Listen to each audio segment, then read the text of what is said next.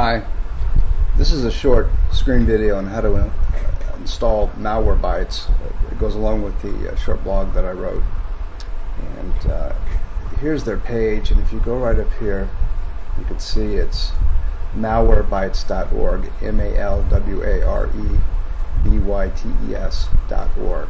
If you misspell that, you're probably going to get to another site which has nothing to do with this, but they'll try to trick you. And so you'll want to make sure you go there. When you get to that site, you're going to get this page here, and we see in the center of the page download now or buy now, two options to click. You don't have to buy this program. There's a free version. It doesn't run automatically, but it's very effective to install and update on your computer. Just have it there when you're ready. So we're going to go ahead and download it.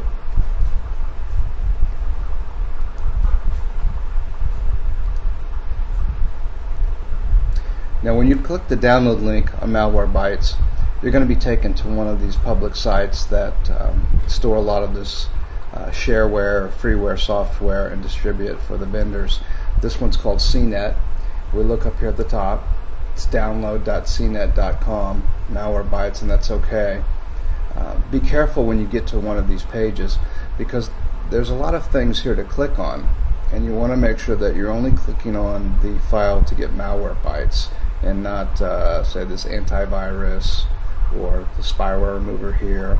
We want to be sure that we're going to click on this one. It says download now. We're going to click on it. And it'll wait a minute or so, and again, to try to get you to click on something else, but just be patient and your download will start here shortly.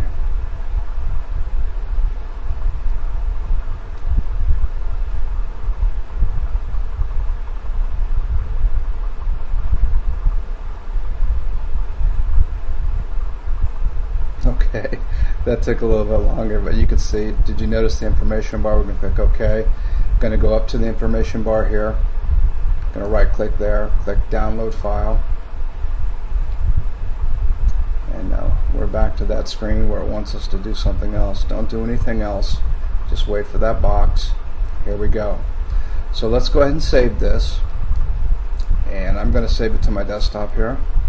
And this file is mbam-setup dot, and then there's a version number. Make sure that you're getting this file. If it's anything but that, mbam-setup version number, don't click on that. Start over. Okay. As you can see, I've already downloaded it before, so I'm going to click save, and then I'm going to go ahead and pause this video while it's presumably downloading. Say yes.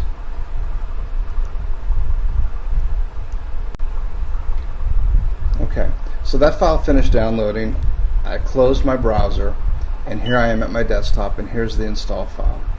So I'm going to go ahead and double click it. The run box, English.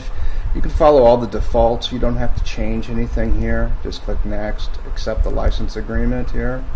Next. I do create a desktop icon just because I think it's useful to have it on your desktop. You'll see it. Hopefully you will remember to update it and run it. Click next.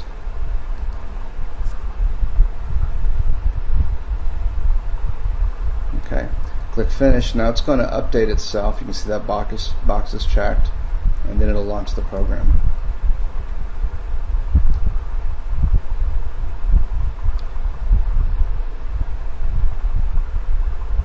I'm going to go ahead and pause the video while we're waiting for this to finish. Okay, so it's finished updating. I'm going to click OK.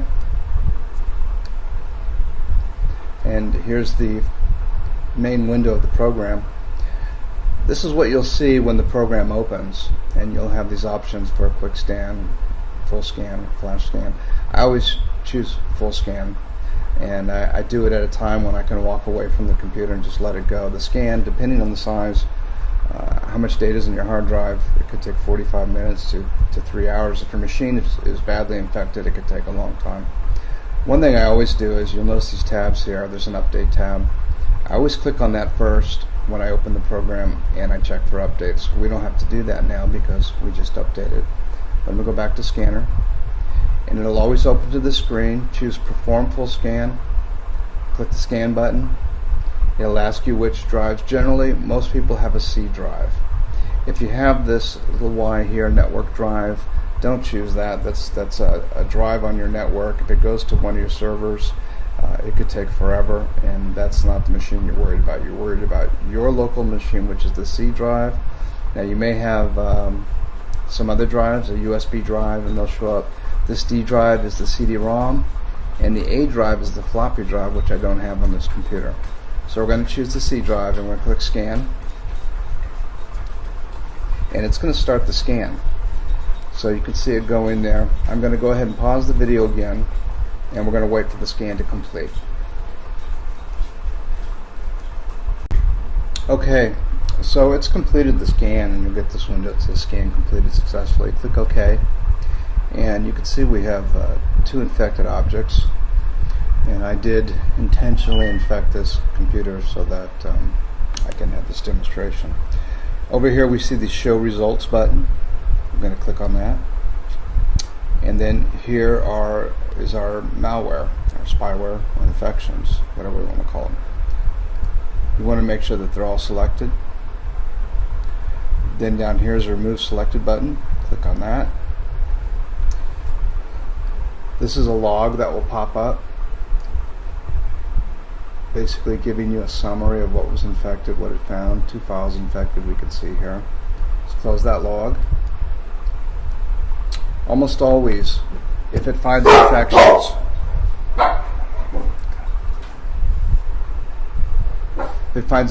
it's going to ask you to restart your computer. So go ahead and restart it and click yes.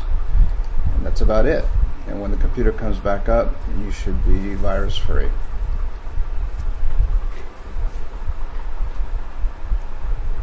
Thanks, David.